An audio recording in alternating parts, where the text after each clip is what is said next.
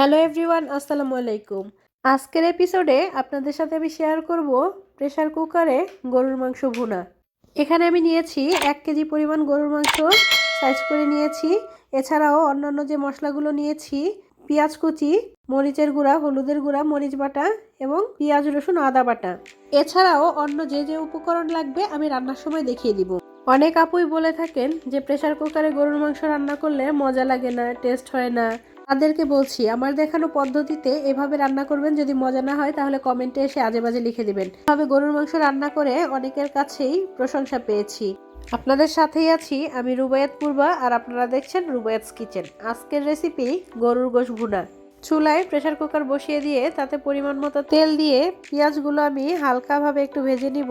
এখন আমি দিয়ে দিলাম পেঁয়াজ বাটা, আদা রসুন বাটা, সামান্য পানি দিয়ে দিব যেন মশলাটা পুড়ে না যায়। দিয়ে দিলাম মরিচ বাটা, এখন হলুদের গুঁড়া, মরিচের গুঁড়া দিয়ে নিলাম। গরুর মাংসতে রসুন বাটাটা একটু বেশি দিলে টেস্টটা ভালো হয়। এখন আমি দিয়ে দিব জিরার গুঁড়া এবং গোটা জিরা 1 চামচ পরিমাণে দিয়ে আমি মশলাটা ভালো করে কষিয়ে নিব। একটু পানি দিয়ে দিলাম মশলা কষানোর জন্য। দিয়ে দিলাম কিছু গরম মশলা আর 10-12টা মতো গোলমরিচ ছেঁচে দিয়ে দিলাম।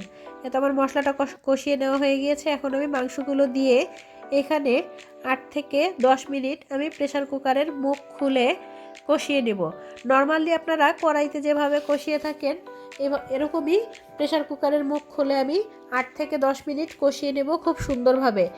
মাংসটা যখন তেল ছেড়ে দিবে আমি তখন পানি দিব। এখানে প্রেসার কুকার ইউজের একটা ছোট্ট ট্রিক্স বলে দেই। আমরা অনেকেই মাংস কষানোর সময় প্রেসার কুকারের ঢাকনাটা প্রেসার কুকারের উপরে দিয়ে থাকি। এটা করলে হয় কি, প্রেসার কুকারের সাথে যেই রাবারটা থাকে, ঢাকনার সাথে যেই এলাস্টিকটা থাকে, ওইটার এলাস্টিসিটি নষ্ট হয়ে যায়, বলে যায়, যে কারণে প্রেসার কুকারের ভ্যাপার ওই এলাস্টিকের ফাঁকা দিয়ে চলে যায়, যে কারণে ভিতর থেকে পানি শুকিয়ে যায়, কিন্তু রান্নাটা কাঁচাই থাকে আর বাসিটা দেয় না। তাই আমরা বুঝতে পারি না। তাই ভুলেও কখনো এই মাংস কষানোর সময় মাংসটা ঢাকা যাবে না।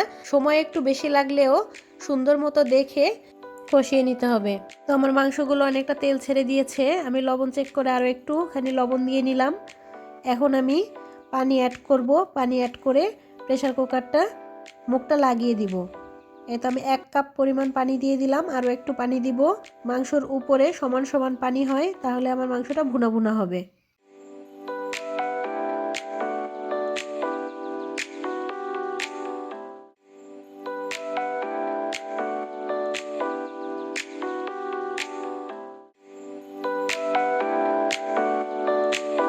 প্রেসার কুকারের মুখ লাগিয়ে এভাবে 7 থেকে 8টা বাসি দিয়ে নিব। তারপর প্রেসার কুকারটা বন্ধ করে ভ্যাপারটা এভাবে করে রেখে দেব। এভাবে করে রাখলে কিছু সময় পরে ভেতরের স্টিমে আরও বেশি সিদ্ধ হয়ে যাবে। আর জোর করে খুলতে গেলে কিন্তু প্রেসার কুকারের ঢাকনার ওই যে কালো এলাস্টিকটা দেখতে পাচ্ছেন, ওটা কিন্তু এলাস্টিসিটি নষ্ট হয়ে যাবে। যাই হোক, আমি দিয়ে দিলাম গরম মশলা পাউডার, দিয়ে একটু নাড়াচাড়া করে 2 মিনিট মতো জাল করে নিব। অলমোস্ট আমার রান্নাটা শেষ হয়ে গিয়েছে। আশা করি ভিডিওটি আপনাদের ভালো লেগেছে। যদি ভালো লেগে থাকে তাহলে ভিডিওতে একটি লাইক করুন আর ফ্রেন্ডস অ্যান্ড ফ্যামিলির সঙ্গে শেয়ার করতে একদম ভুলবেন না। আর যদি আমার চ্যানেলে নতুন হয়ে থাকেন তাহলে প্লিজ চ্যানেলটি সাবস্ক্রাইব করার অনুরোধ রইল। আল্লাহ হাফেজ।